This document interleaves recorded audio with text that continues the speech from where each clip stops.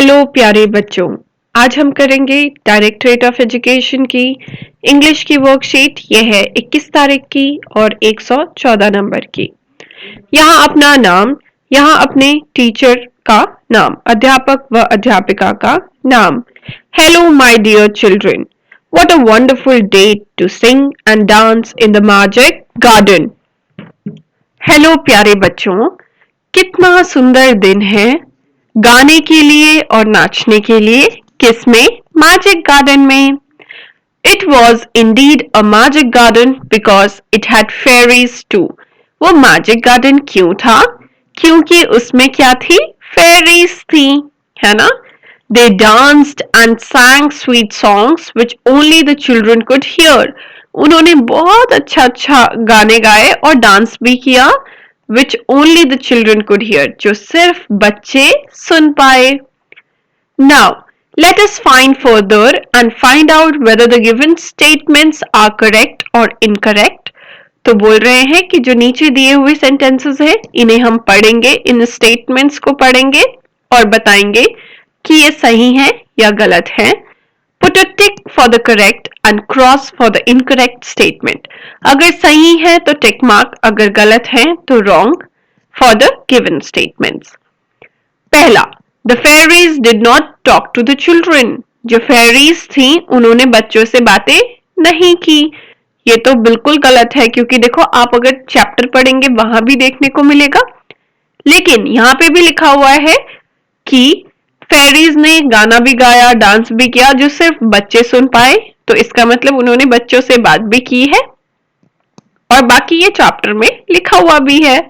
अगला, the wings of the fairies were made of sunshine. जो fairies के wings थे, पंख थे, वो सनशाइन के बने थे। बिल्कुल करेक्ट। उसके बाद है the magic garden was noisy that night. उस दिन मैजिक गार्डन बहुत ही नॉइजी था रात में। तो ये तो गलत है, क्योंकि रात में वो सुनसान था, नॉइजी नहीं था। अगला, how exciting would it be if we had wings too. Imagine if one day you woke up with wings on your back, what would you do? Share your thoughts with your parents.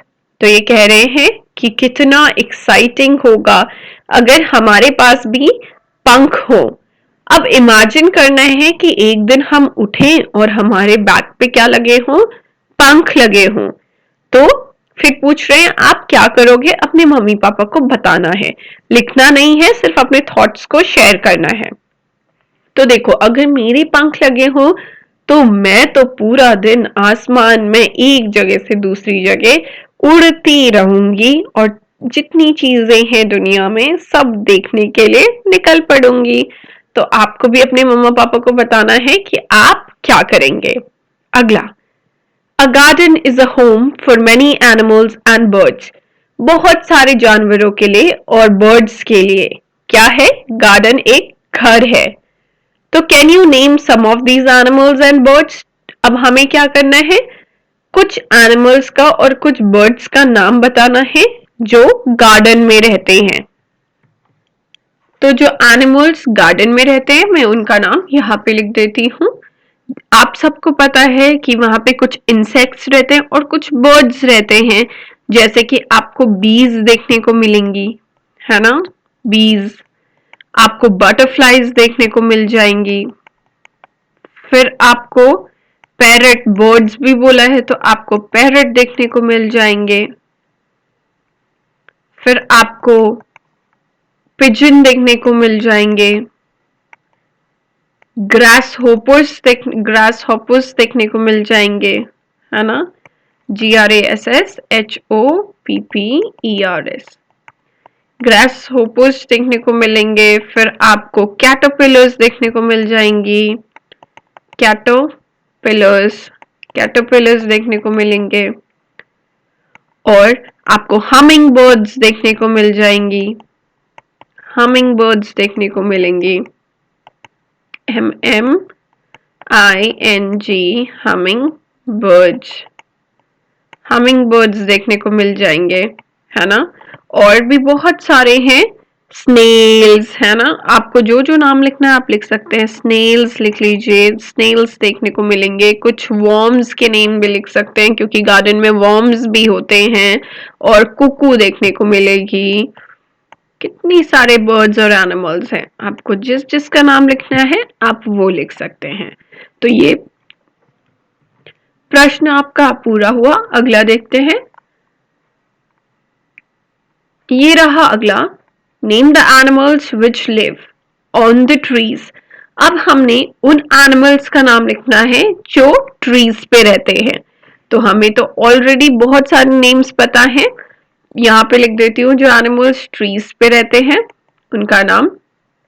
Monkey, monkey आपका पेड़ पे रहता है, ठीक है।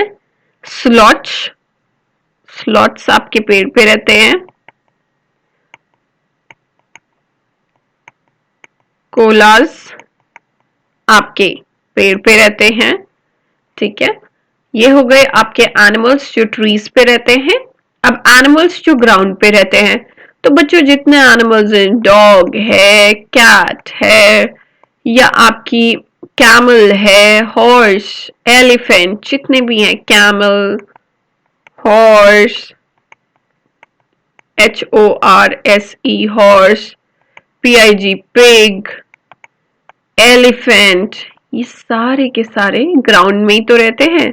और भी आप जितने एनिमल्स का नाम लिखना चाहते हैं वो लिख सकते हैं, वो सारे ग्राउंड में हैं, ठीक है, ग्राउंड में रहते हैं। अभिभावकों के लिए सुझाव, मम्मी पापा के लिए सुझाव। इससे पहले अगर आपने चैनल को सब्सक्राइब नहीं किया है तो कर लीजिए, आपकी अगली वर्कशीट मिस नहीं होनी चाहिए। दिल्ली में बढ़ते हुए वायु प्रदूषण के कारण विशेषकर पराली को जलाने से इंसान और पशु पक्षी कैसे प्रभावित हो रहे हैं, इस पर बच्चों के साथ चर्चा कीजिए। तो मम्मी पापा से पूछिए कि पराली जलाने के कारण जो वायु प्रदूषण हो रहा है उससे इंसानों में और पशु पक्षी में क्या कैसे वो प्रभावित हो रहे हैं, वो आपको बताएंगे। और कोविड से बचने के लिए 6 फीट की दूरी बनाकर चले और आप चैनल को सब्सक्राइब कर लें। बाय बच्चों, मिलती हूँ कल नई वर्कशीट के साथ।